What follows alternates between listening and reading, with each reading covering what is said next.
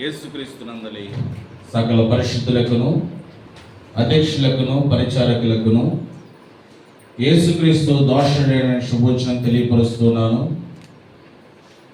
మన తండ్రి దేవుని నుండి ఆయన కుమారుడైన యేసుక్రీస్తు వారి నుండి కృపయు సమాధానము మీకు కలుగునుగాక. ఆమేన్. గడిచిన వారములో పేతురు రాసిన 2వ పత్రిక 1వ అధ్యాయము, పేతురు రాసిన 2వ పత్రిక 1వ అధ్యాయము 4వ వచనం నుంచి మరి ఒకసారి చదువుకుందాం. ఆ మహిమ గుణాతిశయములను బట్టి ఆయన మనకు అమూల్యములను అత్యధికములైన వాగ్దానములను అనుగ్రహించి ఉన్నాడు. దురాశను అనుసరించడం వలన లోకమందున్న భ్రష్టత్వమును ఈ వాగ్దానముల మూలముగా మీరు తప్పించుకొని దేవ స్వభావం నందు పాలివారగినట్లు వాటిని అనుగ్రహించును. ఆ హేతువు చేతనే మీ మధ్యకు మీరు పూర్ణ జాగ్రత్త గలవారై మీ విశ్వాసమునందు సద్గుణమునందు జ్ఞానమునందు ఆశా నిగ్రహమునందు సహనమునందు భక్తి యందు సహోదర ప్రేమయందు దయను అమర్చుకుని ఇవి మీకు కలిగి విస్తరించిన యెడల అవి మన ప్రభువైన క్రీస్తును గూర్చిన అనుభవ జ్ఞాన విషయములో మిమ్మును సోమరులైనను నిష్ఫలులైనను కాకుండా చేయును. ఇవి ఎవనికి లేకపోవునో వాడు తన పూర్వ పాపములకు శుద్ధి కలిగిన సంగతి మరచిపోయి గుడ్డివాడును దూరదృష్టి లేనివాడును అగును. అందువలన సహోదరులారా, మీ పిలుపును ఏర్పాటును నిశ్చయము చేసుకున్నకు మరి జాగ్రత్త పడుడి. మీరింటి క్రియలు చేయవారైతే ఎప్పుడునో తొట్టిల్లరు. అలాగున మన ప్రభు రక్షకుడునైన యేసుక్రీస్తు యొక్క నిత్యరాజ్యములో ప్రవేశము మీకు సమృద్ధిగా అనుగ్రహింపబడును. దేవునికి స్తోత్రం. హల్లెలూయా. 4వ వచనంలో మాట్లాడుతూ ఉన్నాడు, దురాశను అనుసరించడం వలన లోకములో ఉన్న అనేక మంది ప్రజలు భ్రష్టులైపోతూ ఉన్నారంట, నాశన పాత్రలుగా ఎంచబడుతూ ఉన్నారు. దేని వలన అంటే అక్కడ అంటుంది దురాశల వలన. ఇప్పుడు క్రైస్తవులమైన క్రీస్తునందు ఉన్న మనకి అక్కడ ఏం చెప్తున్నాడంటే, మీరు అటువంటి భ్రష్ట మనస్సుకు అప్పగింపబడకుండా, అటువంటి దురాశలు కలిగి ఉండకుండా, ఆ చివరి మాటగా అంటూ ఉన్నాడు 4వ వచనంలో, దైవ స్వభావమునందు పాలివారగినట్లు. దేంట్లో పాలివారవ్వాలంట? మనం దేంట్లో పాలివారం అవుతాం అంటే, కొంతమంది విగ్రహారాధనలో పాలువారయ్యేవారు ఉన్నారు. ఏమన్నా గ్రూప్ మీటింగ్స్ జరుగుతాయి కదా, వాటిలో ఏమవుతారు?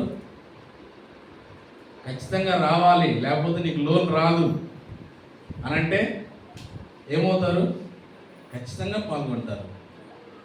అది ఏదైనా కానీ 1-2 రోజులు కూలిపై పోతే పోని, లోన్ వస్తుంది కాబట్టి ఏం చేయాలి? ఆ మీటింగ్లో పాల్గొంటారు. దేవుని వాక్యం సెలవిస్తూ ఉంది, వీటితో పాటు మనం దేంట్లో పాల్గొనడం అంటే ముఖ్యంగా దైవ స్వభావం. దేవుని యొక్క స్వభావంలో మనము పాలు పంపులు. దేవుని యొక్క స్వభావం ఏంటి? ఆ కింద వచ్చినలో చెప్పాడు. మొదటిది పోయిన వారం మనం చదువుకున్నాం ఏంటి? విశ్వాసమునందు సద్గుణం. మనుషుడు దేవునితో పాలువాడు అంటే దేవుని ఆలోచనతో మన ఆలోచన కలవాలి అంటే ముందు మనుష్యుడికి విశ్వాసం ఉండాలి. విశ్వాసము ద్వారాగా మంచి గుణం వస్తుందంట. మంచి గుణము ద్వారాగా ఏం రావాలి? జ్ఞానము రావాలి. జ్ఞానము మంచి గుణము ద్వారాగా వస్తే అప్పుడు మనము దేవునితో అంటుకట్టబడుతున్నాం అని మనకి అర్థమవుతుంది. లోక జ్ఞానం ఉంది, దేవుని జ్ఞానము ఈ లోకంలో ఉంది. కానీ ఏది ఎక్కువగా ఈ లోకాన్ని నిలబడి చేస్తుంది? ఒక మాటను మనం చూద్దాం, చూడండి. యాకోబు రాసిన పత్రిక 3వ అధ్యాయము 15వ వచనము.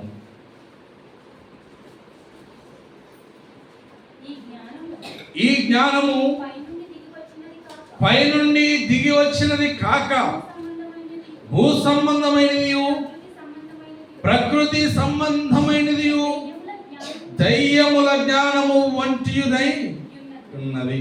తర్వాత వచనం. ఎలయనగా మత్సరమును వివాదమును ఎక్కడ ఉండునో అక్కడ అల్లరియు ప్రతి నీచ కార్యమును ఉండును. ఇక్కడ చెప్తున్నాడు ఏంటంటే 2 రకాల జ్ఞానాలు ఉన్నాయి. ఒకటి పైనుండి వచ్చే జ్ఞానము, రెండవది దయ్యములకు సంబంధించినటువంటి జ్ఞానం. పైనుండి వచ్చే జ్ఞానము కలిగిన వారేమో విశ్వాసముతో మంచి గుణములు కలిగి ఉంటారు. భూ సంబంధమైన జ్ఞానం కలిగిన వారేమో ఎలా ఉన్నారంట? మత్సరములతోనూ, గొడవలతోనూ, కలహముతోనూ, అల్లర్లతోనూ, నీచ కార్యాలంట. ఏం కార్యాలు? నీచాతి నీచమైన, ఎప్పుడు పక్కవాడిని నాశనం చేయాలా, ఎప్పుడు వాడిని లాక్కోవాలా, ఎప్పుడు నేను ఉన్నోన్ని అయిపోవాలా, వాడిని నాశనం చేసి అనేటువంటి నీచమైన కార్యాలు. ఈ జ్ఞానం ఎవరిది అంటే అక్కడ అంటున్నాడు దెయ్యముల. క్రైస్తవులలో కూడా చాలా మంది ఏ జ్ఞానానికి చేయకూడతారో తెలుసా? దెయ్యముల జ్ఞానానికే చేయకూడతారు. దేవుని జ్ఞానానికి జయగొట్టరుగాక అసహించుకుంటారు. ఒక చిన్న ఉదాహరణ చెప్తాను. మీ అందరికీ తెలుసు, ప్రతి ఒక్క మనుషుడికి కొన్ని రిలేషన్స్ ఉంటాయి. ఏంటంటే కొడుకైతే తల్లిదండ్రుల బంధము, అన్నదమ్ముల బంధము, అక్కచెల్లెల బంధము, ఇట్లా రిలేషన్స్ ఉంటాయి కదా. ప్రపంచంలో ఉన్న ఈ రిలేషన్స్ అన్నిటిలో ఎక్కువగా దేని గురించి నవ్వుకుంటారు? ఏ రిలేషన్ గురించి చెప్పుకుని నవ్వుకుంటారు చెప్పండి? ఏ రిలేషన్? మీరు కూడా చాలామంది ఇదే ఉంటారు కానీ గుర్తు రావట్లేదు, అంతే. చెప్తే ఇదే కదా, అవును కదా అనిపిస్తుంది. భార్యాభర్తల వారిద్దరి మధ్యలో జరిగిన గొడవల్ని జ్ఞాపకం చేసుకుంటూ లోకం ఎంత బాగా నవ్వుకుంటుందో,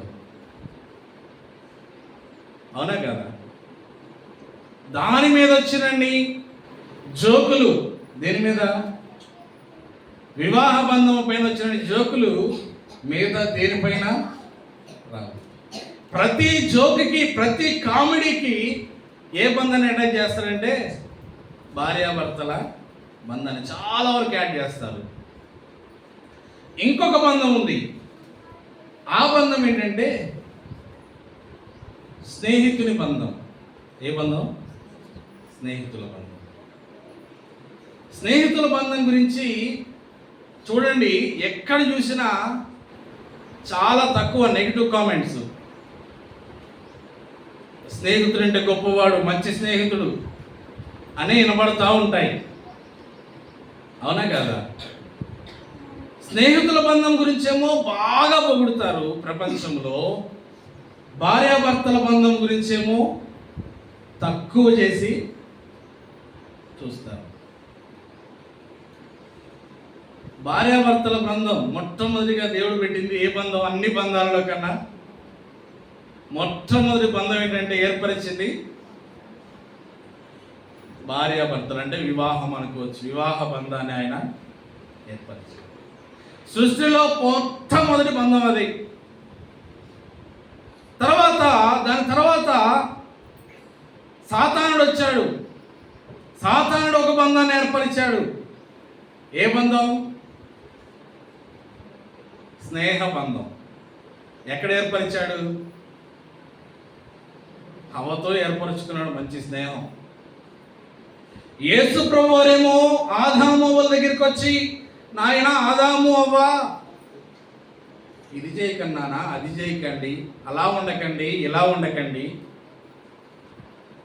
అంటే ఎవరికి నచ్చింది చెప్పండి? ఎవరికి నచ్చదు. చిన్న పిల్లవాడు మొదలుకొని ముసలోడు వరకు నచ్చిద్దా? ముసలోడు ఉన్నాడు, సుట్ట తాగుతున్నాడు. ఏ తాత సుట్ట ఎందుకు తాగుతున్నావు, బంద్ చేయి, అది మంచిది కాదు అంటే పాస్టర్ గారు నెక్స్ట్ టైం కనిపించాడు మొహం దాచుకుంటాడు. ఎందుకు మొహం దాచుకుంటాడు? చుట్ట కలిసింది, నచ్చదు. ఇట్లాగా అనేక మంది దేనికి ఎక్కువ ప్రాధాన్యత ఇస్తున్నారంటే సాతానుడు ఏర్పరిచిన బంధానికే ఎక్కువ ప్రాధాన్యత. దేవుడు చేసిన దానికేమో తక్కువ ప్రాధాన్యత, సాతానుడు చేసిన దానికేమో ఎక్కువ ప్రాధాన్యత. అప్పుడే కాదు, మొదటి నుంచి వస్తూ ఉన్నటువంటి ఆచారం. అందుకనే ఇక్కడ మనకు చెప్తూ ఉన్నాడు. మరొకసారి మాట చదువుదామా? యాకోబు 3:15.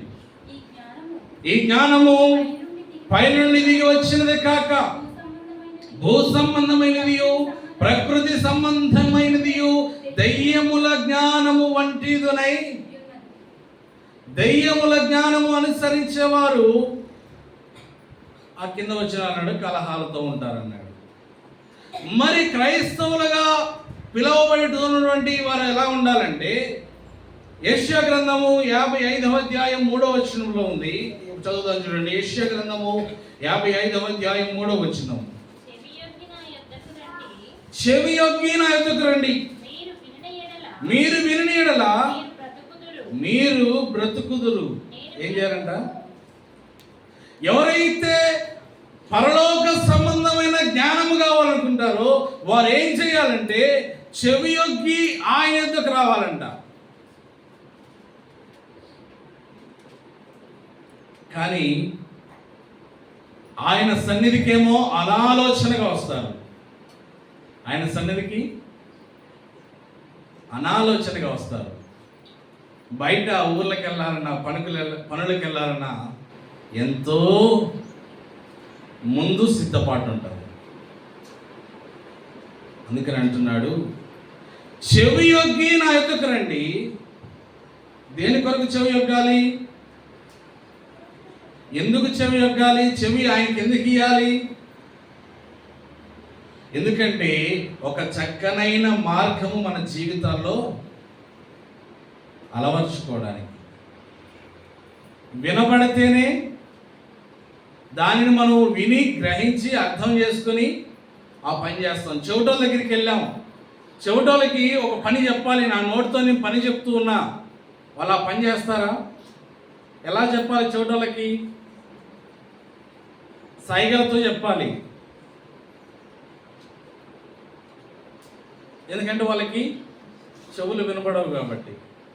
ఈనాడు అనేక మంది క్రైస్తవులు కూడా ఎలా ఉన్నారంటే చెవులున్నా వినలేని వారిగా ఉన్నారు. అందుకని అంటాడు ప్రకటన గ్రంథంలో, చెవి గలవాడు ఆత్మ సంగములతో చెప్పుచున్న మాట. కానీ అనేక మంది వినట్లేదు.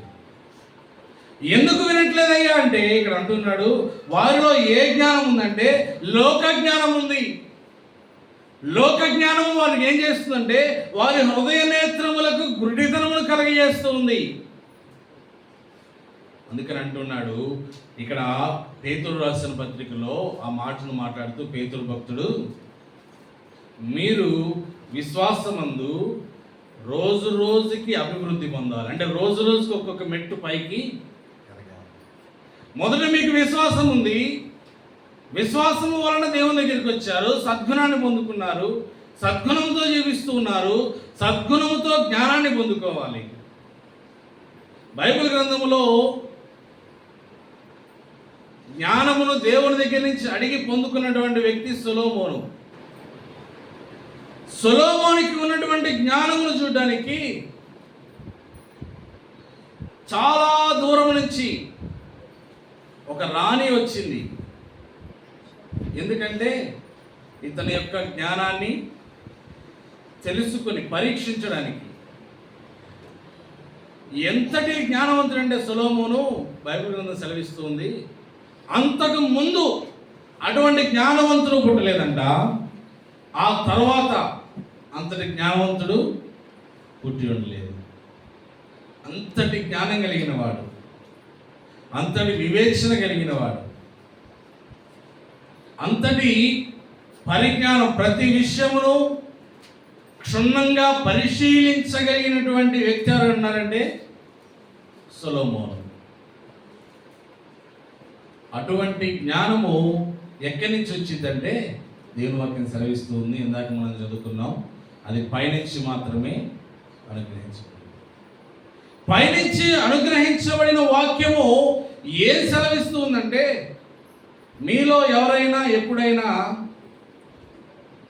మనుష్యుడు నాశనం అయిపోవడం దేవునికి ఇష్టం అనే మాట విన్నారా? మనుష్యుడు నాశనం అయిపోవడం దేవునికి ఇష్టం అనే మాట. మనుషుడు ఎదగని స్థితిలో ఉండడం దేవునికి ఇష్టమని ఎవరైనా విన్నారా? మనుషుడు ప్రేమింపబడకుండా ఊరికి దూరంగా ఉండడం అనే మాట బైబిల్లో ఎప్పుడైనా విన్నారా? ఎప్పుడు వినలేదు. కానీ ఏం వింటాం ప్రతిసారి? దేవుడు ప్రేమ స్వరూపి, ఆయన నరులను ప్రేమిస్తున్నాడు. నిజమే, ఆయన నరులను ప్రేమిస్తూనే ఉన్నాడు. మరి ఈ లోకంలో ఊరికి దూరంగా పెడుతూ ఉన్నారు. ఇది ఎక్కడి నుంచి వచ్చిన జ్ఞానం అంటే దేవుని వాక్యం సెలవిస్తుంది, అది దెయ్యముల చీదరించుకుంటూ ఉన్నారు, అసహించుకుంటూ ఉన్నారు. ఇది ఎక్కడి నుంచి వచ్చిన జ్ఞానం? దెయ్యముల నుండి వచ్చిన, దెయ్యముల నుండి వచ్చిన జ్ఞానముకేమో పెద్దపీట వేస్తుంది లోకము, దేవుని నుంచి వచ్చిన జ్ఞానాన్ని తగ్గిస్తుంది. అందుకనే వినండి వినండి వినండి అని చెప్తూ ఉన్నాడు దేవుని వాక్యాన్ని. నా ఉద్దేశం ఏంటో, నేను మానవుని భూమి మీద తయారు చేసిన ఉద్దేశం ఏంటో, తలంపులేంటో మీకు అర్థం కావాలంటే ఏం చేయాలి? వినాలి. అందుకని యెషయా గ్రంథంలో ఏం చదువుకున్నాం? చెవి యొగ్గి నా యొద్దకు వినండి. ఏం వినాలి? ముసలమ్మ ముచ్చట్లు మొదలు పెడితే కంప్లీట్ కానీ సోది, ఒకటికి 10 మాటలు చెప్పే తత్వము, ఇవన్నీ వింటాం. కానీ దేవుని వాక్యం దగ్గరికి వచ్చేసరికి వినబుద్ధి కాదు. అప్పుడు ఎవరు వస్తారో తెలుసా? దేవుని వాక్యం దగ్గరికి మనం వస్తున్నాం అంటే మన దగ్గరికి కూడా వస్తాడు. ఎవడు? స్నేహితుడు. స్నేహం చేయడానికి వస్తాడు. లాభమా స్నేహం? నష్టం. ఆ స్నేహం నష్టం. ఆ స్నేహం ఎక్కడికి దారితీస్తుంది అంటే ఆత్మీయ మరణానికి దారితీస్తుంది, ఆత్మీయ కృంగుబాటుకి దారితీస్తుంది. కాబట్టి అందులో పోషకాలు ఉండవు, విలువలు ఉండవు. కాబట్టి మనం నాశనం అయిపోతాం. అందుకని దేవుని వాక్యం సెలవిస్తుంది, పైనుండి వచ్చే జ్ఞానాన్ని మీరు ఆధారం చేసుకోవాలి. పైనుండి వచ్చే జ్ఞానముతో మీరు నడవాలి. పైనుండి వచ్చే జ్ఞానంతో నడవాలంటే ఒక చిన్న విషయం గుర్తొచ్చింది. ఈ మధ్య యూట్యూబ్లో ఒక పాస్టర్ గారి విధంగా చెప్తూ ఉన్నారు సాక్ష్యం. ఏంటంటే పాస్టర్ గారికి పెళ్ళైన కొత్తలో అంట ఇల్లు తొడవడం రాదంట. ఇల్లు తొడవడం రాకపోతే చీపురు గడ్డ మధ్యలో పట్టుకొని తుడుస్తుందంట. మధ్యలోకి పట్టుకొని తుడుస్తుంటే నడుము నొప్పి వచ్చింది. నడుము నొప్పి వస్తుంటే తుడుచుకుంటూ దేవా నాకేంటయ్యా ఈ పరిస్థితి, నాకు ఇల్లు తోడడం రాదే, నడుము నొప్పి వస్తుందయ్యా అందంట. అప్పుడు దేవుడు అమ్మటే అన్నాడంట, అమ్మా చీపిరి మధ్యలో పట్టుకోకూడదు, పైకి పట్టుకోవాలమ్మా అన్నాడంట. ఏమేమంటే మధ్యలో పట్టుకుంది వదిలేసి పైకి పట్టుకుందంట. ఆ ఇల్లంతా తుడిసినా నొప్పి రాలేదంట. ఆ ఇల్లంతా తుడిసినా నొప్పి రాలేదు. అలా చెప్తాడు దేవుడు. అది ఏ జ్ఞానం? అది ఏ జ్ఞానం? మళ్ళీ చెప్పినామా ఏదో చిన్నోళ్ళ అంటే కాదు, ప్రపంచ ప్రఖ్యాతి కాల్చిన వాళ్ళే చెప్పింది ఈ మాట, తెలుగు వాళ్ళే. దయ్యముల జ్ఞానముతో బోధిస్తూ ఉంటారు. బోధిస్తారంటే బోధిస్తారు, నిజమే. దయ్యం కూడా బోధ చేస్తుంది. యేసు ప్రభు వారికే బోధ చేయడానికి వెనకాలేదు దయ్యం, ఇంకా మనమెంత? యేసు ప్రభు 40 దినాల ఉపవాసం తర్వాత ఆయన దగ్గరికి వచ్చి అంటది, ఈ లోక రాజ్యాలన్నీ నీకు ఇస్తా అంటది. ఆయన ఒప్పుకోడు. అప్పుడు కొండ మీద తీసుకెళ్ళంటది, నువ్వు ఇక్కడి నుంచి దూకు. లేఖన భాగాలలో ఉందిగా ఏమని, నీ పాదములకు రాయలేకుండా దేవదూతలు కాపాడతారని. ఎవరు చెప్తుంది ఈ మాట? సర్వాధికారి అయిన యేసు ప్రభు వారికే సాతానుడు బోధ చేసినప్పుడు మనకు బోధ చేయదా? చేస్తుంది. అందుకని ఏది నిజమైన బోధో, ఏది వాక్యానుసారమైన బోధో, ఏది ఆత్మానుసారమైన బోధో, ఏది నిష్కపటమైన బోధో, ఏది సద్గుణములను కలిగించబోదో ఆ బోధ బైబిల్లో ఉందో లేదో, ఆ మాట బైబిల్లో ఉందో లేదో ఆత్మీయంగా మనం ఆలోచించాలంటే మనకేం కావాలంటే వినగలిగిన చెవి కావాలి. ఎప్పుడైతే ఆ మాటను వింటామో, విన్నటువంటి మాట మన హృదయంలోనికి వెళ్ళినటువంటి మాట మనకి జ్ఞానాన్ని కలగజేస్తుంది. ఇప్పుడు అబద్ధ బోధకుడు మన దగ్గరికి వస్తే అప్పుడు చెప్పగలుగుతాం దానికి సమాధానం. ఈ 2వ పేతురు రాసిన పత్రిక, పేతురు ఈ పత్రికను 2వసారి ఎందుకు రాస్తూ ఉన్నాడంటే అబద్ధ బోధనను ఖండించడం కొరకు. ఆ 2వ అధ్యాయం 3వ అధ్యాయంలో దాని గురించి ఉంటుంది. ఇదిగో అనేక మంది అబద్ధ బోధకులు బయలుదేరి ఉన్నారు, వ్యర్థమైన వాటిని బోధిస్తూ ఉన్నారు, డంబపు మాటలను బోధిస్తూ ఉన్నారు, శరీర సంబంధమైన దురాశ గలవారై తప్పు మార్గములను బోధిస్తూ ఉన్నారు. 2వ అధ్యాయం 18వ వచనం చదువుతాం చూడండి. మీరు వ్యర్థమైన డంబపు మాటలు పలుకుచు చదవండి అమ్మా. తామే శరీర సంబంధమైన దురాశ గలవారై తప్పు మార్గమందు నడుచు వారిలో నుండి అప్పుడే తప్పించుకొని వారిని పోకిరి చేష్టల చేత మరలు కొలుపుకొనుచున్నారు. తామే భ్రష్టత్వమునకు దాసులయ్యుండి అట్టి వారికి స్వాతంత్ర్యం ఇత్తుమని చెప్పుదురు. ఒకడు దేని వలన జయింపబడునో దానికి దాసుడగును కదా. ఎలా ఉన్నారంటే మనుష్యులు శరీర సంబంధమైన దురాశల చేత, పోకిరీ చేష్టల చేత జీవిస్తూ ఉన్నారు. ఈలోపు ఒకడు సత్యమును తెలుసుకొని సత్యము వైపుకు వెళుతూ ఉంటే వాడిని ఏం చేస్తున్నారంటే మరలా వెనక్కి తిప్పుతున్నారంట. అరే అడగపోతే ఎప్పుడు అట్లా చేయొద్దు, ఎట్లా చేయొద్దు, అది ఇది అని చెప్తారా?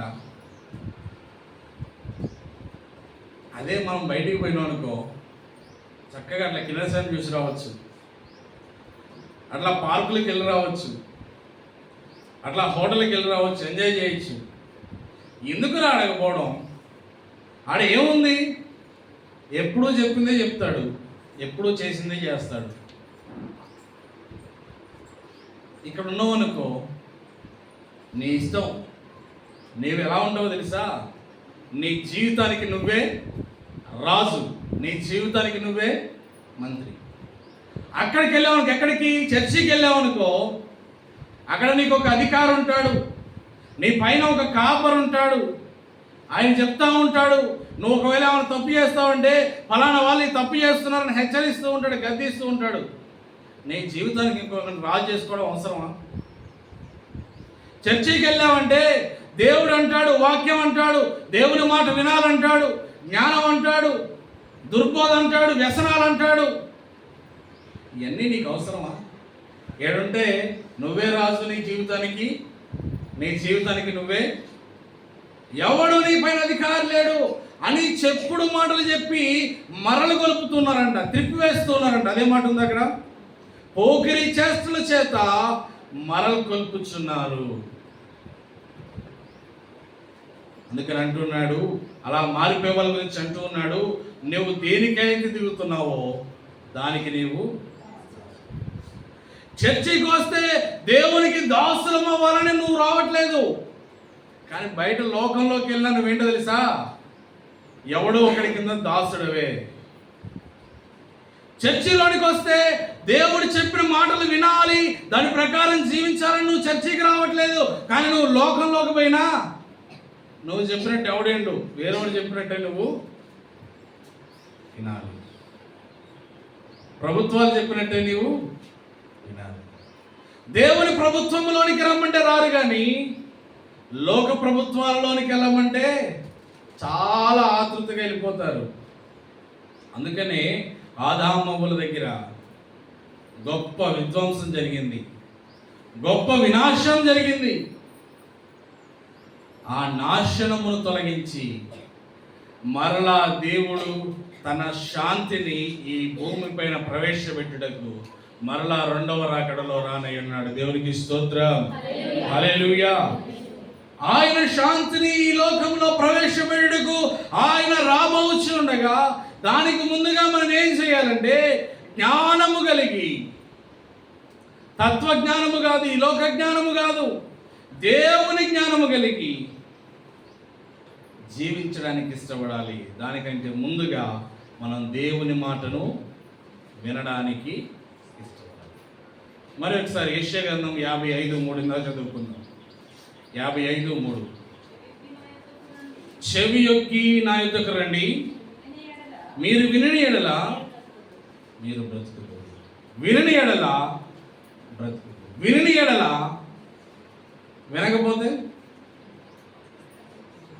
వినకపోతే బ్రతుకుకి ఆపోజిట్ చావు.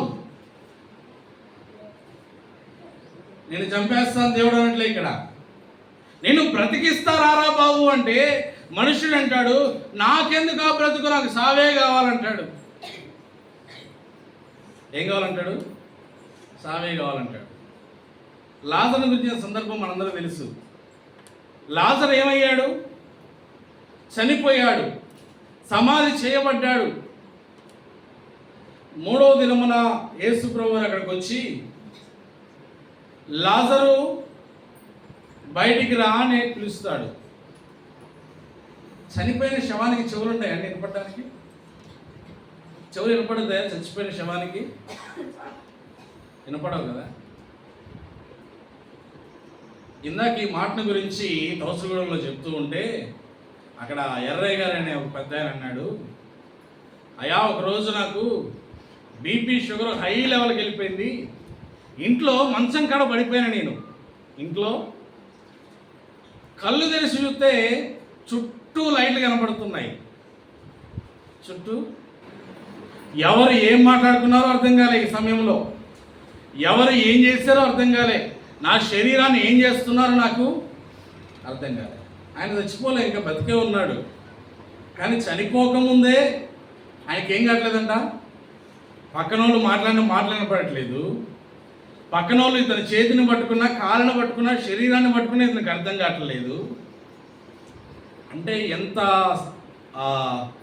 వినబడని అవయవాలు పనిచేయని స్థితిలోకి వెళ్ళిపోయాడో చూడండి.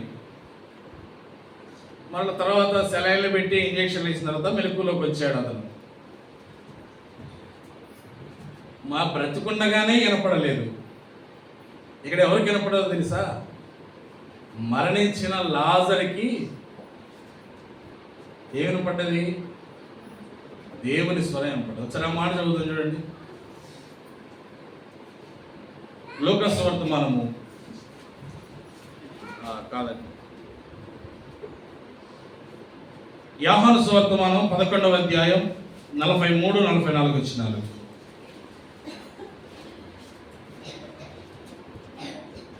ఆయన అలాగూ చెప్పి 41వ వచనం చదువుదాం. అంతటా వారు ఆ రాయి తీసివేసిరి. యేసు కన్నులు పైకెత్తి తండ్రి, నీవు నా మనవి వినినందున నీకు కృతజ్ఞతాస్తుతులు చెల్లించుచున్నాను. వినుచున్నావని నేను ఎరుగుదును గాని నీవు నన్ను పంపితివని చుట్టూ నిలిచి ఉన్న ఈ జన సమూహము నమ్మునట్లు వారి నిమిత్తమై ఈ మాట చెప్పిద్రాను. ఆయన అలాగ చెప్పి లాజరు బయటికి రమ్మని బిగ్గరగా చెప్పగా చనిపోయిన వాడు కాళ్ళు చేతులు ప్రేత వస్త్రములతో కట్టబడిన వాడై వెలుపలికి వచ్చెను. అతని ముఖమునకు రుమాలు కట్టిండెను. అంతట యేసు మీరు అతని కట్లు విప్పి పోనీయుడని వారితో చెప్పాను. చాలండి. యేసు ప్రభువారు ప్రార్థన చేసి లాజరు బయటికి రా అని బిగ్గరగా చెప్పినప్పుడు లాజరు ఏం చేశాడంట అంటే యేసు ప్రభువారు మాట్లాడినటువంటి మాట తండ్రి అయిన దేవుని దగ్గరికి వెళ్ళింది, అక్కడ చచ్చిపోయిన శవం దగ్గరికి వెళ్ళింది. ఒకవేళ లాజరు ఏం లేస్తాంలే వినపడింది కానీ ఎట్లాగో మొహానికి ఏం కట్టుంది, రుమాలు కట్టుంది, ఏదో గుడ్డ కట్టుందిగా, వినపడినట్టుంటే ఏమైంది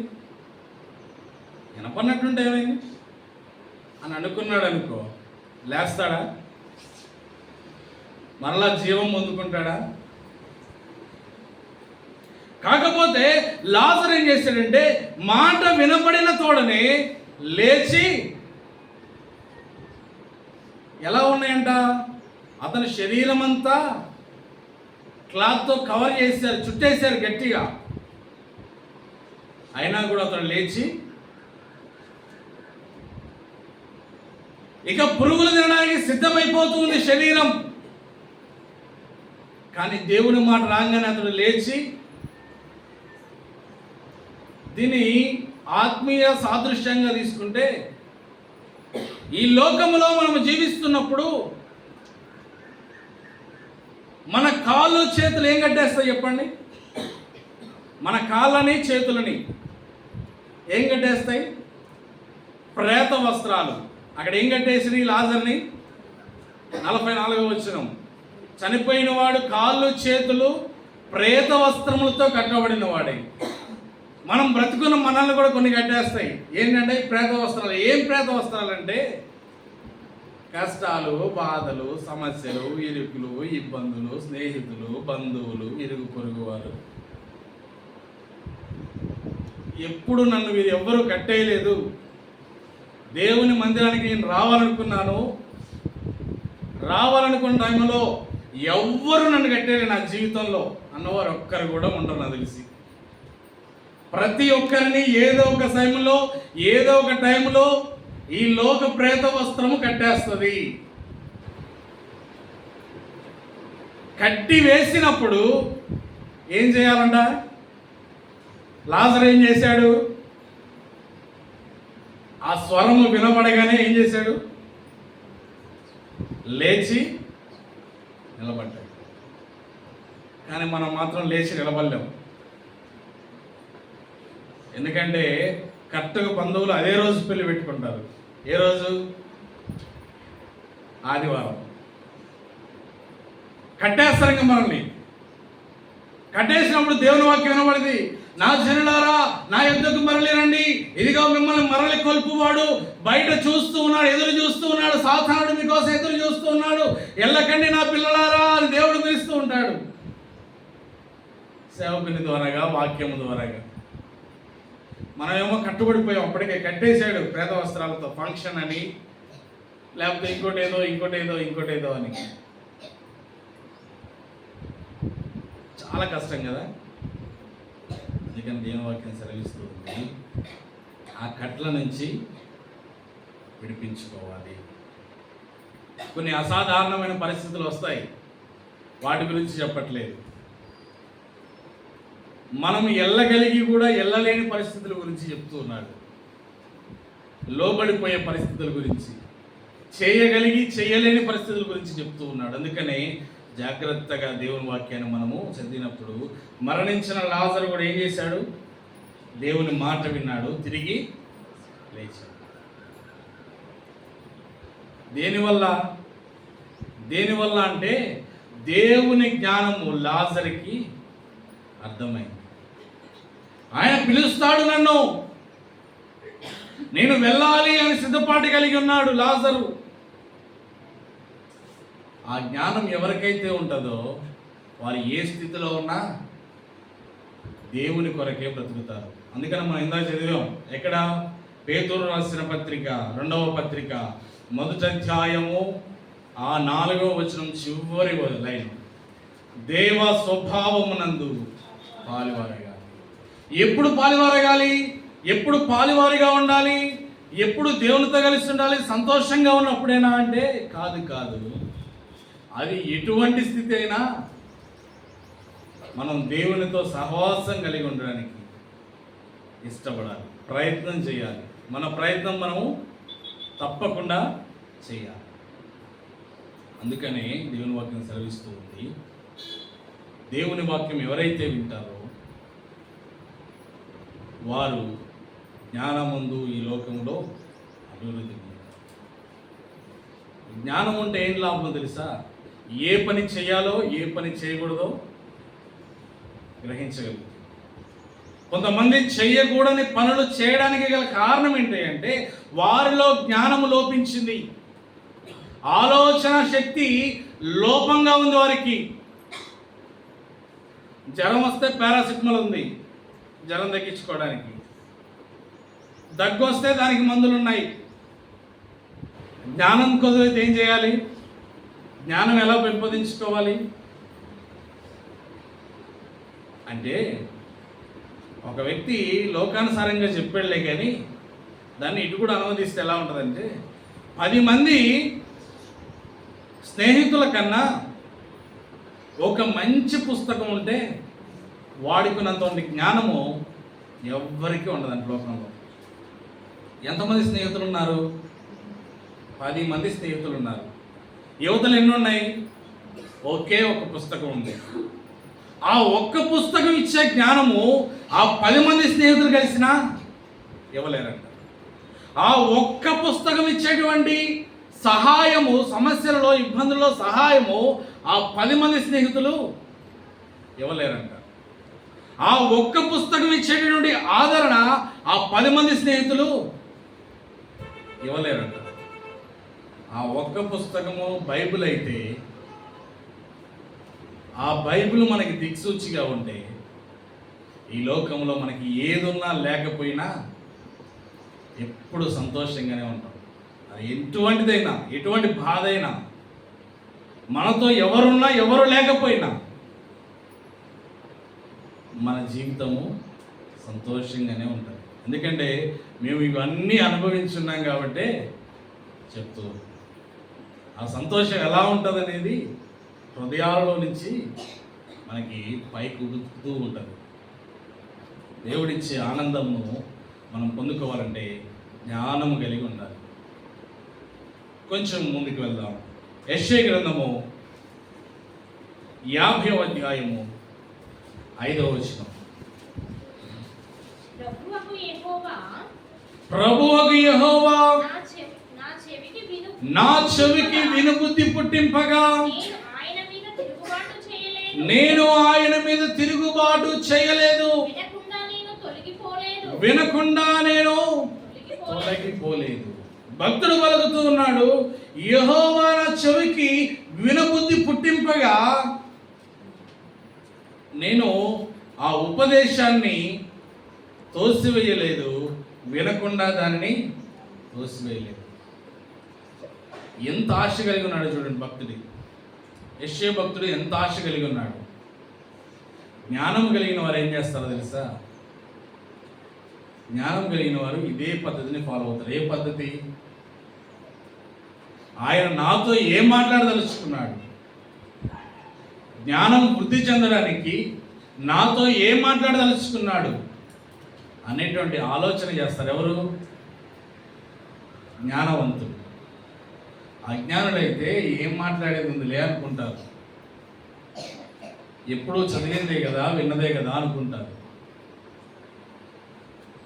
ఈసారి దేవుడు ఈ వారం నాతో ఏం మాట్లాడదలుచుకున్నాడో అనే ఆలోచన ఎవరికి వస్తుంది అంటే జ్ఞానవంతుడికి వస్తుంది. అంటున్నాడు ఆయన, ఇదిగో నా చెవికి వినబుద్ధి పుట్టించగా. అయ్యా ఇంకెంతసేపు చెప్తావు అయ్యా, ఆఫ్ చేసి చాలు అయ్యా, చాలా ఈ రోజుకి ఎక్కువ తిన్నా అరగదు, అజీర్తి చేస్తుంది, వద్దయ్యా అని అనలేదంట. అయ్యా చెప్పండి, అయ్యా చెప్పండి, ఇంకా చెప్పండి, ఎన్ని గంటలైనా పర్వాలే. యేసు ప్రభు వారు కొన్ని సందర్భాలలో కొండ మీదకి జనాలు తీసుకెళ్ళి ఆయన కొండెక్కి ప్రసంగిస్తూ ఉంటే జనాలందరూ వచ్చి ఉంటారు. ఒక గంట సేపు చెప్తాడేమో, గంట అయిపోయిన తర్వాత వెళ్ళిపోవచ్చు అని వచ్చి ఉంటారు. ఆయన ఎన్ని రోజులు చేశాడు తెలుసా? 3 రోజులు చేశాడు. పగలు రాత్రి ప్రసంగిస్తూనే ఉన్నాడు 3 రోజులు. వినాలనుకున్న ప్రతి ఒక్కడు కూర్చొని 3 రోజులు విన్నాడు. గంట అనుకుని వచ్చినాడు కూడా 3 రోజులు ఉన్నాడు. అదే అంటున్నాడు, ఆయన నా చెవికి వినుబుద్ధి కొట్టింపగా నేనేం చేయలేదు. ఆయన చెప్తూ ఉన్నాడు, నేనేం చేయలేదు, అభ్యంతరం పెట్టలేదు. ఇక అయిపోయింది, మూసేపించలేదు. ఇంకా ఇంకా ఇంకా ఇంకా నేర్చుకోవాలని ఆశ కలిగి ఉన్నాడు. ఇంకా వినాలి, ఏం మాట్లాడుతుందో వినాలి అని ఆశ కలిగి ఉన్నాడండి యెషయా భక్తుడు. అందుకని మరొకసారి మాట 55 వచనం, వినబుద్ధి పుట్టింపగా నేను ఆయన మీద తిరుగుబాటు చేయలేదు, వినకుండా నేను. వినబుద్ధి పుట్టించాలంటే కామెడీ మాటలు చెప్తే ఎంతసేపు అయినా నిద్రలు రావు, ఎంతసేపు అయినా కాళ్ళ నొప్పులు రావు, ఎంతసేపు అయినా కూర్చోగలుగుతాం. ఎప్పుడు? జోక్స్ విన్నప్పుడు. కానీ దేవుని మాట వినేటప్పుడు పక్కన ఒకడు ఉంటాడుగా, వాడు అన్ని పొలాలు పెడుతూ ఉంటాడు, అందుకని అన్నీ వచ్చేస్తాయి. మరి వినాలనే బుద్ధి ఎప్పుడు వస్తుంది? ఎవరైతే విశ్వాసం ఉంటుందో, ఎవరైతే సద్గుణం కలిగి ఉంటాడో వాళ్ళు ఏం చేస్తారంటే వినాలని ఆశ కలిగి ఉంటారు. అదే వినబుద్ధి పండించారు. దేవుడు నీ దగ్గరికి వచ్చి, నాయనా ఈరోజు నువ్వు విన్నానా వాక్యం అని చెప్పడు, ఈపును గుర్తు, ఈరోజు నువ్వు వినొద్దు నానా అని చెప్పడు. ఆయన వినే బుద్ధి పుట్టించడం ఏంటంటే మన చుట్టూ ఎన్ని సమస్యలున్నా నా వైపు చూడు అంటాడు ఆయన. అంతే, ఒకసారి చెప్తాడు, నెక్స్ట్ నుంచి మనం చూసుకోవడం. ఇంక దాన్ని పక్కన వాడు వచ్చి ఎన్ని పొలాలు పెట్టినా వాటిని పారద్రోలి మన చెవులు దేనికి వెళ్ళాలి? వాక్యం మీద కదా. దేవునికి స్తోత్రం, హల్లెలూయా. అందుకని అంటున్నాడు, నాకు వినబుద్ధి పుట్టింపగా నేను ఆయన మీద తిరుగుబాటు చేయలేదు, వినకుండా తొలగిపోలేదు. ఒకవేళ లాజరు విన్నాడు కాబట్టి బయటకు వచ్చాడు. అదే నాలంటోడైతే ఏముందిలే, ముక్కుకి దాంతో అడ్డుందిగా, గుర్తుపడుతురా ఏందిలే అని అక్కడే పడుకుంటానేమో. కొంతమంది క్రైస్తవుల్లో కూడా ఉన్నారు, వెళ్ళేటప్పుడు ప్రైజ్లు ఆడను అనుకో ఇలా మొహం తిప్పుకొని వెళ్ళిపోతారు. ఏం చేస్తారు? మొహం తిప్పుకొని వెళ్ళిపోతారు. ఎందుకంటే వినాలనే బుద్ధి లేదు వాళ్ళకి. దేవుని మహిమపరచాలనే బుద్ధి అంతకనే లేదు. ప్రైజ్లు ఆడంటే నేను నిన్ను ఈ రకంగా చూస్తున్నందుకు దేవునికి మహిమ కలుగును గాక. Praise the Lord. దేవునికి మహిమ కలుగును గాక. దేవుని మహిమ పరచలేనివాడు ఎవరు? బుద్ధిమంతుడు కదా, జ్ఞానవంతుడు కదా, బుద్ధిహీనుడు. మళ్ళీ ఇలా అంటే కోపాలు, ఎలా అంటే తాపాలు, బాధలు. అందుకని దేవుని వాక్యం సెలవిస్తుంది, నేను ఆయన మాట విననేరకుండానట్లు నేను తొలగిపోలేదు. నేను దేవుని మాట వినడం కోసమే వచ్చాను, దేవుని మాట వినాలని ఆశతో వచ్చాను. దేవుని మాట వినబడుతూ ఉంటే అది నా హృదయంలో అప్లై చేసుకోవాలి. దేవుని మాట వినబడిన తోడనే నేను దేవునితో పాటు పాలి భాగస్తున్నవ్వాలి. నేను దేవునితో పాలి భాగస్తున్నవ్వాలంటే నా హృదయంలో చేయవలసిన మార్పులేంటో తెలుసుకోవాలి. దాని కొరకు నా సమయాన్ని నేను వ్యయపరుస్తాను అని భక్తుడు పలుకుతూ ఉన్నాడు.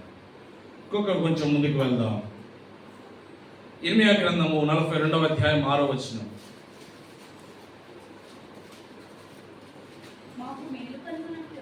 మాకు మేలు కలుగునట్లు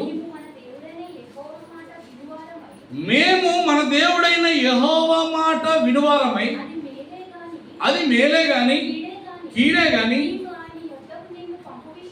మేము ఆయన యొద్దకు నిన్ను పంపు విషయంలో మన దేవుడైన యెహోవా సెలవిచ్చు మాటకు విధేయులమగుదుము. ఇక్కడ ఇర్మియా భక్తుడు అంటున్నాడు,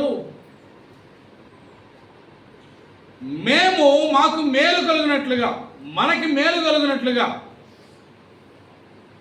మన దేవుడైన యెహోవా మాట వినాలి. మనకి మేలు కలిగినట్లుగా మన దేవుడైన యెహోవా మాట వినాలి.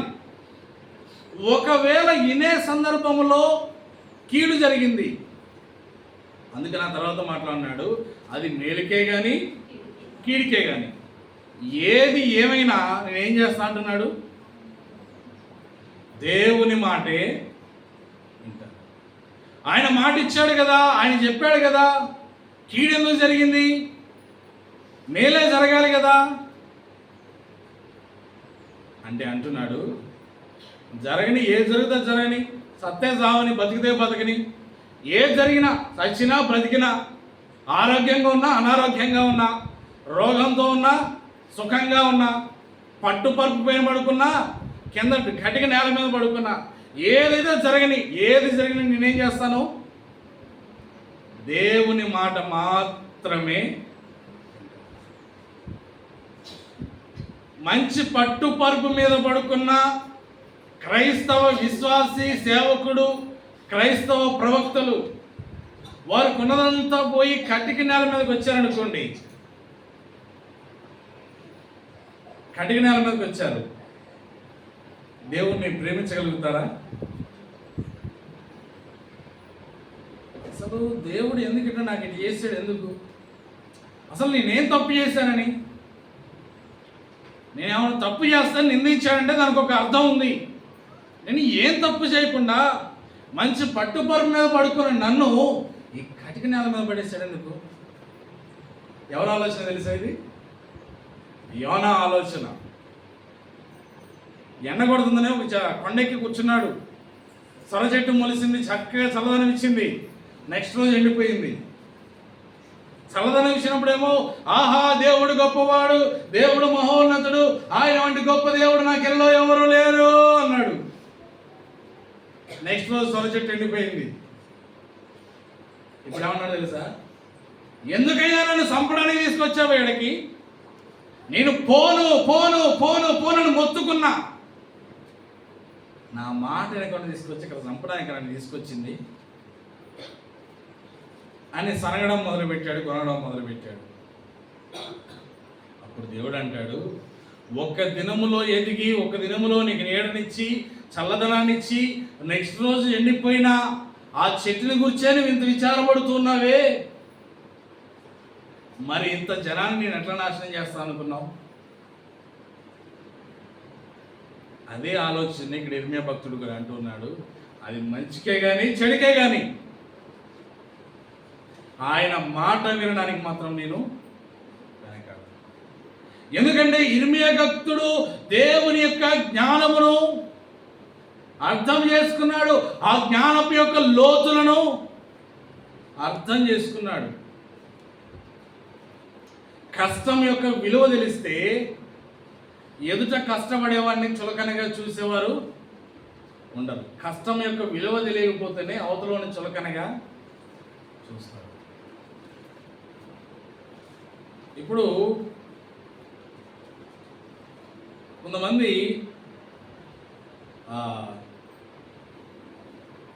క్లీనింగ్ చేసుకునే వాళ్ళని చులకనగా చూస్తారు. కానీ వారికి కష్టం ఎంత ఉంటుందో దగ్గర నుండి చూస్తే ఒకసారి చేస్తే అర్థమైంది. నేను ఒకసారి చూసిన విషయం ఏంటంటే, ఈ మున్సిపాలిటీలో చెత్త ఎత్తే వాళ్ళు ఉంటారు కదా, చెత్త ఎత్తే వాళ్ళు గవర్నమెంట్ హాస్పిటల్ దగ్గరికి వచ్చి చెత్త తీసుకెళ్ళడానికి వచ్చారు. చెత్త తీసుకెళ్ళడానికి వెళ్తే ఆ పక్కన వాళ్ళ బ్యాగులన్నీ తీసుకొచ్చి అక్కడ వేసి ట్రాలీలోకి ఎక్కిస్తుంటే నేను ఆ పక్కనే చెల్తూ ఉన్నాను. ఆ వాసన ఎంత దారుణంగా ఉందంటే అసలు మరీ దారుణం. అటువంటి బ్యాగుల్ని ట్రక్లోకి ఎక్కిస్తున్నారు. కానీ జనాలు అటువంటి పనిచేసే వాళ్ళని తీసుకొచ్చి సింహాసనం మీద కూర్చోబెడతారా? ఏం చేస్తారు? ఏయ్, నువ్వెవడు పాకి పని చేసుకుంటాడు, ఏడ ఉండాలి? గేటు బయట ఉండాలి. అందుకని దేవుని వాక్యం సెలవిస్తుంది, ఒకడేమో మంచి వస్త్రాలు కట్టుకుని వచ్చాడు దగ్గరికి దేవుని సన్నిధికి, ఒకడేమో చిరిగిపోయిన మాసిపోయిన బట్టలు కట్టుకొని వచ్చాడు. ఎవరిని నువ్వు అగ్రపీఠం మీద కూర్చోబెడతావు? మంచి వస్త్రాలు కట్టుకుని ఉన్నాయి కదా. కానీ అది నాకు ఇష్టమైన భక్తి కాదు. చూస్తే ఇద్దరిని సమానంగా చూడు, లేకపోతే ఇద్దరిని ఒకటేలాగా చూడు. ఇద్దరిని కింద కూర్చోబెట్టు, లేకపోతే ఇద్దరిని ఛాయల్లో కూర్చోబెట్టు. ఒకరిని ఎక్కువగా ఒకరిని తక్కువగా చూడడం దేవునికి ఇష్టం. కానీ మనుష్యుడు ఆ తారతమ్యాలు చూపిస్తుంది. అందుకని దేవుని వాక్యం సెలవిస్తుంది, ఆ ఇర్మియా భక్తులు మాట్లాడుతున్నాడు, అది మేలుకే కానీ కీడికే కానీ ఏదైనా కానీ నేను మాత్రము దేవుని మాటకి చెవియొక్కడానికి ఇష్టపడేవాడు. అదే ఇందాక చదువుకున్నటువంటి 55వ అధ్యాయం 3వ వచనం మరొకసారి చదువుదాం. చెవి యజ్ఞానికి రండి, మీరు విని ఎడల మీరు బ్రతుకుదురు, నేను మీతో నిత్య నిబంధన చేసేదను, దావీదుకు చూపిన శాశ్వత కృపను మీకు చూపు. ఆయన మాట వినడానికి ఎవరైతే వస్తారో వారు నిత్య నిబంధనలోనికి చేర్చబడతారు. ఆయన మాట వింటే ఇర్మియా భక్తులు చెప్తున్నాడు. ఇందాక చదివాం కదా 42వ అధ్యాయం 6వ వచనం. ఇర్మియా భక్తుడు అంటూ ఉన్నాడు, మాకు మేలు కలిగినట్లు. ఏం కలగాలి? మేలు కలిగినట్లు. దేవుని మాట అంటే మేలు కలిగిద్దా కీడు కలిగిద్దా అంటే క్రైస్తవులు అంటారు మేలే కలిగిద్దా అంటారు సహజంగా. ఎందుకంటే మేలును మనము పొందుకొని ఉన్నాం కాబట్టి. కొంతమంది అంటారు, ఏ దేవునికి ఏం తెలుసు మా కష్టాలు, మా బాధలు, మా సమస్యలు. ఈ ఆలోచనతో కొంతమంది ఉన్నారు. ఏ ఆలోచనతో? ఈ ఎంత కష్టపడినా వేస్టే, దేవుడేం చూస్తున్నాడు అనే ఆలోచనతో ఉంటారు. ఇప్పుడు చేపలు ఎక్కడ ఎక్కువ దొరుకుతాయని చేపలు పట్టేవాళ్ళు తెలుస్తుందా? నాలాంటి సాధారణమైన వ్యక్తి తెలుస్తుందా? మీరు ఎవరికైనా తెలుసా అండి చేపలు ఎక్కువ ఎక్కడ దొరుకుతాయి సముద్రంలో? ఎవరు తెలుస్తుంది? చేపలు పట్టేవాళ్ళు తెలుస్తుంది. చేపలు పట్టేటోళ్ళు రాత్రంతా కూడా వెళ్ళి చేపలు పడడానికి ట్రై చేశారంట. దొరికినాయి అంటే దొరకలేదు చేపలు. పొద్దుటే ఒడ్డుకు వచ్చి నీరసంగా కూర్చొని ఈరోజు ఏం దొరకలేదు, ఎట్లాగో మా జీవనంలో ఆలోచిస్తున్నారు. ఈలోపు యేసుప్రభు వారు వెళ్ళారు అక్కడికి. యేసుప్రభు వారు చేపలు పట్టేటోడు అంటే కాదు, ఎప్పుడు వేటకెళ్ళినోడు కాదు. అయినా కూడా వారి దగ్గరికి వెళ్ళి అంటాడు, ఎందుకు విచారంగా ఉన్నారు? నా మాట విని కొంచెం లోపలికి వెళ్ళి మీ వలలేయండి అంటారు యేసుప్రభు. అదే నాలాంటి చేపల చాలరు అయితే, నాలాంటి వాడైతే ఏముందయ్యా రాత్రి అంతా కష్టపడ్డా, నిద్ర వస్తుంది, ఇదేదో కొంచెం చూసుకొని ఇంటికి పోతే చక్కగా పడుకుంటా. రాత్రంతా కష్టపడ్డా, పొద్దున కూడా మళ్ళీ వెళ్ళేయాలని చాలా ఇబ్బంది అయ్యా, మాకు టైం కుదరదు, అసలు టైం సెట్టే కాదు మాకు, ఎన్నో ఉంటాయి, ఎందుకయ్యా మాకు ఈ రిస్క్ అని అనేటోడారు. కానీ అక్కడ ఉన్నవారు ఏం చేశారంటే వెళ్ళారండి, లోపలికి వెళ్ళారు, వలలు వేసారు. ఎందుకు వేసారు వలలు? ఇర్మీయా భక్తుడు మాట్లాడుతున్నాడు. ఏమని మాట్లాడాడు? మాకు మేలు కలిగేటట్టుగా దేవుడు మాట్లాడతాడు. ఏం కలిగేటట్టుగా? ఆ మాట వీళ్ళకి గుర్తొచ్చింది. వెళ్ళారు, లోపలికి వెళ్ళారు, వలేశారు. ఎప్పుడూ దొరికే వాటికంటే అత్యధికమైన చేపలను పట్టుకొని మనం అత్యధికమైన చేపలు మనం పట్టుకు రావాలంటే ఏం చేయాలి? దేవుని యొక్క మాట వినాలి. దేవుని యొక్క మాట వినడం వల్ల ఏమైంది? జ్ఞానము అభివృద్ధి చెంది ఉప్పొంగింది. అందుకనే దేవుని వాక్యం సెలవిస్తూ ఉంది, మాకు మేలు కలిగినట్లు మేము మన దేవుడైన యెహోవా మాట వినువారమై ఉన్నాము. మాకు మేలు కలగాలి, ప్రతి ఒక్కరికి మేలు కలగాలి, ప్రతి కుటుంబము మేలు పొందుకోవాలి, ప్రతి కుటుంబము అభివృద్ధి చెందాలి, ప్రతి కుటుంబము దేవునిలో అంతకంతకు అభివృద్ధి చెందాలి. అంటే దేవుని మాట, జ్ఞానము కలిగినటువంటి మాట. ఈ లోకంలో కూడా చాలామంది జ్ఞానవంతులు ఉన్నారు, చాలామంది జ్ఞానవంతులు ఉన్నారు. ఎలాంటి జ్ఞానవంతులు అంటే, ఒకడు ఈ ప్రపంచంలో నాకంటే జ్ఞానవంతుడు లేడు, నేను కట్టినంత అందంగా ఇల్లు ఎవ్వడు కట్టలేడు అని ఇల్లు కట్టడం ప్రారంభించాడు. ఇల్లంతా చక్కగా పూర్తయింది, చక్కగా అమర్చాడు, సిద్ధపరిచాడు, అంతా అయిపోయింది. అంతా అయిపోయిన తర్వాత ఆ ఇంటికి నిప్పు అంటుకుందంట. ఏమంటుకుంది? నిప్పు అంటుకుంది. ఇల్లంతా కాలిపోయింది. ప్రపంచంలో జనాలు అనుకుంటున్నారు, ప్రపంచంలో జ్ఞానవంతుడు కదా, అతడు ఇల్లు కట్టిన ఇల్లుకి నిప్పు అంటుకుంటుందా అనుకున్నారు. అట్లాగే అతన్ని పొగుడుతూ ఉన్నారు. మరలా మంచి ఇల్లు కట్టాడు. ఈసారి పెద్ద భూకంపం వచ్చింది. ఇల్లు ముక్కలైపోయి ఇటుక మీద ఇటుక నిలబడకుండా మొత్తం కూలిపోయింది. మనోడికి బాధ అనిపించింది, ఇంత జ్ఞానవంతున్నే. మొదటిసారి అగ్నితో కాలిపోయింది, రెండవసారి దేంతో పోయింది? రెండవసారి భూకంపం. ఇట్లా కాదు, అగ్ని వచ్చినా ఇల్లు కాలిపోకూడదు, భూకంపం వచ్చినా ఇల్లు కూలిపోకూడదు అని ఈ రెండు టెక్నాలజీస్ని డెవలప్ చేసి ఇల్లు కట్టాడు. మళ్ళీ ఇల్లు కట్టాడు. ఇల్లు కట్టిన కొన్ని రోజుల్లో వరదలు వచ్చినాయంట, మొత్తం ఇల్లు ముంచేసినాయి. ఏమైంది? నేను ఇంత జ్ఞానవంతుని, అగ్ని వచ్చినా కాలకుండా ఇల్లు తయారు చేశా, భూకంపం వచ్చినా కూలిపోకుండా ఇల్లు తయారు చేశా, ఇప్పుడు వరదలు వచ్చినాయి, దీన్ని కూడా మళ్ళీ ఆలోచించాలి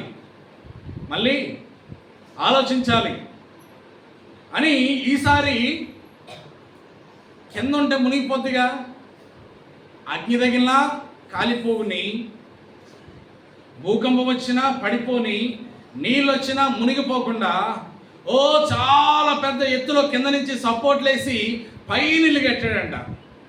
ఒక 20 అంతస్తుల పైన ఇల్లు కట్టాడు. ఇల్లు కడితే ఇప్పుడు అగ్ని అంటుకున్నా పోదు, అది భూకంపం వచ్చినా పోదు, వరద వచ్చినా మునిగిపోదు. చాలా జ్ఞానవంతుడు కదా. కానీ అక్కడ ఇంకోటి ఉంది, ఏంటో తెలుసా?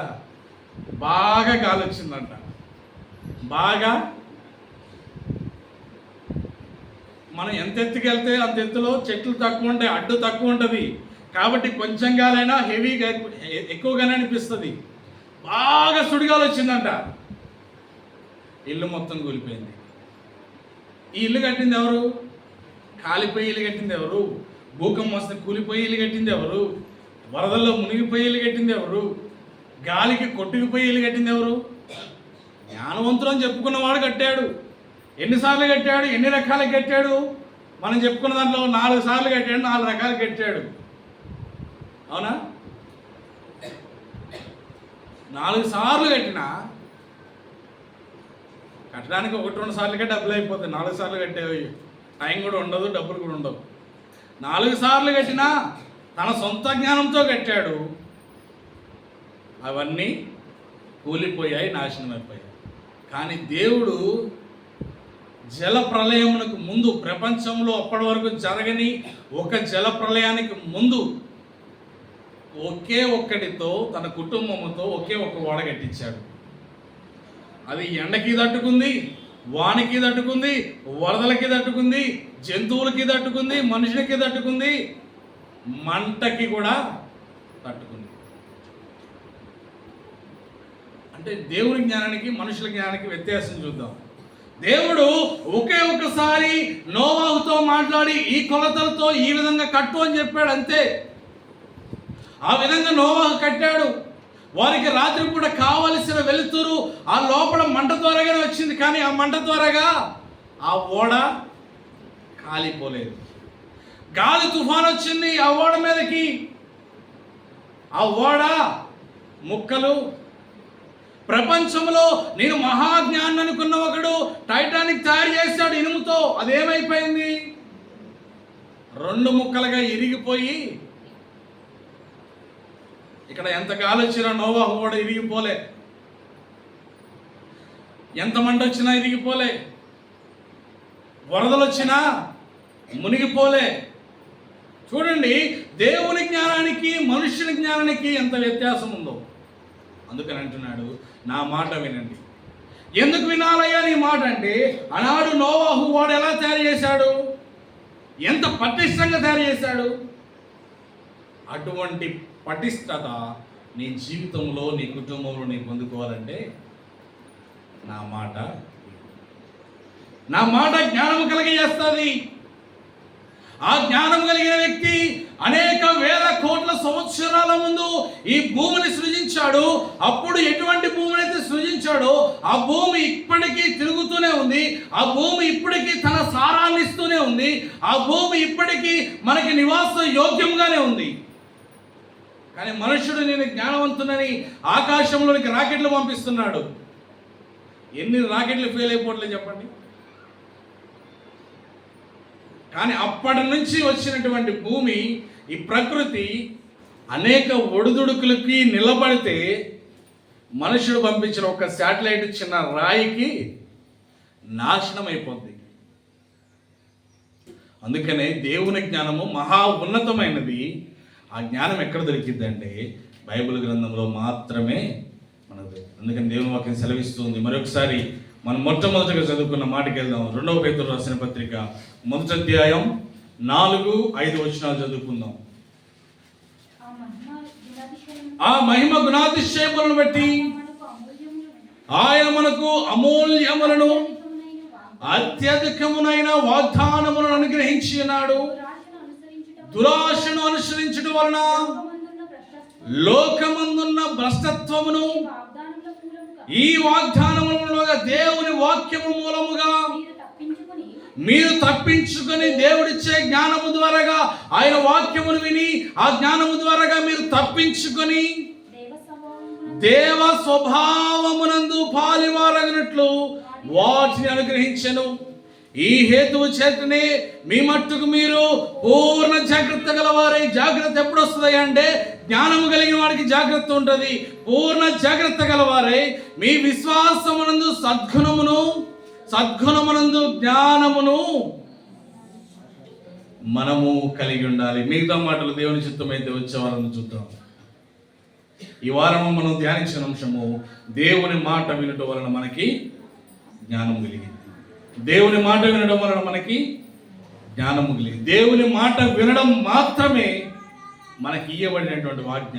దేవుని మాటలో మాత్రమే జ్ఞానము ఇమిడి ఉంది. ఎవరైతే దీన్ని గ్రహిస్తారో వారు ధన్యులు. ఈ కొద్ది వాక్యం దేవుడు దీవించి మనందరి హృదయాల్లో ఫలింపచేయను గాక. ఆమేన్. చిన్న ప్రార్థన చేద్దాం. దేవుడు ఇప్పటివరకు మనతో మాట్లాడిన ఆయన మాటలను బట్టి మరొకసారి మనము ఆయన కృతజ్ఞతాస్తుతులు చెల్లిద్దాం. స్తోత్రము నాయన, మీకు వందనాలు. నీకే స్తుతులు, మీకే స్తోత్రాలు. ఆశ్చర్యకరుడ వందనాలు నాయన, ఆలోచనకర్త స్తోత్రాలు. నిత్యుడకు తండ్రి మీకే స్తుతులు స్తుతులు స్తుతులు చెల్లిస్తూ ఉన్నాము నాయన. ఆయా మీ లేఖన భాగంలో నుంచి ఆయా సద్గుణము ద్వారాగా వచ్చే జ్ఞానం గురించి మేము నేర్చుకుని ఉన్నాము నాయన.